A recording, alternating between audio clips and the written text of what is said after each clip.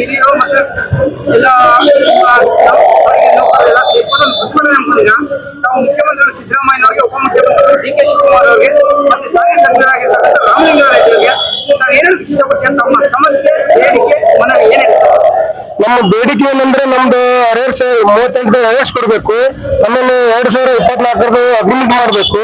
ಇನ್ನೊಂದೇನಂದ್ರೆ ನಾವು KSRTC employees ಅವರು ಸರ್ಕಾರ ಸಂಬಂಧ ಸ್ತ್ರೀಶಕ್ತಿ ಸಂಬಂಧ ಹಗಲಿನೂ ನಮ್ಮ ದುಡಿತಾರೆ ಹೋಗ್ತಾರ. ನಮ್ದು ಪ್ರತಿ ತಿಂಗಳು ಕೊಟ್ಟರೆ ನಾವು ಪ್ರತಿ ವರ್ಷ ಅಗ್ರಿಮೆಂಟ್ ಮಾಡಿದ್ರೆ ನಮ್ದೇನು ತೊಂದರೆ ಇಲ್ಲ. ನಮ್ 38 ಬಾಕಿ ಮತ್ತೆ ಅಗ್ರಿಮೆಂಟ್ ಮಾಡಿಕೊಟ್ರೆ ನಾವು ಸರ್ಕಾರಕ್ಕೆ ಧನ್ಯವಾದ ಹೇಳ್ತೀವಿ. ಇದು ನಾವು ಸ್ಟ್ರೈಕಿಂಗ್ ಮಾಡಲ್ಲ, ಏನು ಮಾಡಂಗಿಲ್ಲ.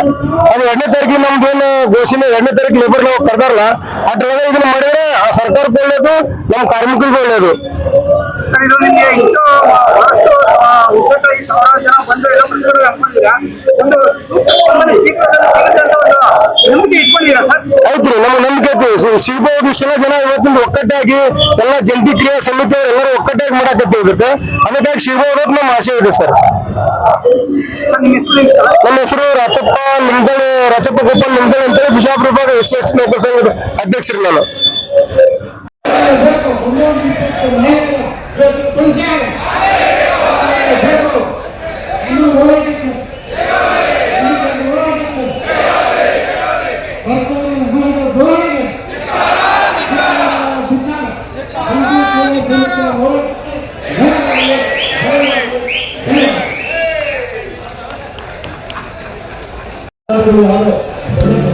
ಅವರು ಕೂಡ ಭಾಗವಹಿಸಿಕೊಂಡು ಐದನೇದು ರಾಜ್ಯದ ಜನತೆ ಪತ್ರಿಕೆ ಮತ್ತು ವಿದ್ಯುನ್ಮಾನ ಮಾಧ್ಯಮದಿಂದ ಸಾರಿಗೆ ನೌಕರರ ಬೇಡಿಕೆಗಳನ್ನು ಬದಲಾಯಿಸಿ ನಡೆಯುತ್ತಿರುವ ಈ ಹೋರಾಟವನ್ನು ಗಮನಿಸಬೇಕೆಂದು ಜಂಟಿ ಇತಿಹಾಸದ ಪರವಾಗಿ ಪ್ರಮುಖ ಬದಲಾಗಿದೆ.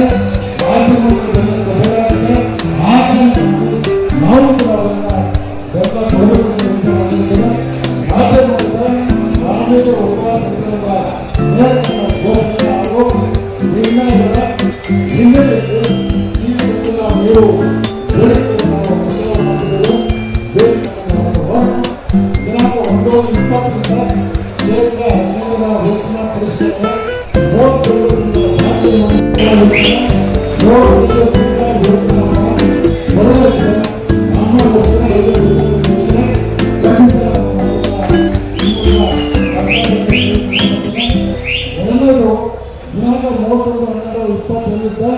ಸಾರಿಗೆ ನೌಕರರ ಮೂಲ ವೇತನಕ್ಕೆ ಶೇಕಡ 32ರಷ್ಟು ತುಟಿ ಭತ್ಯೆಯನ್ನು ನೀಡಗೊಳಿಸಿ ದಿನಾಂಕ 1/20 ಮುಷ್ಕರ ಹೂಡುವುದು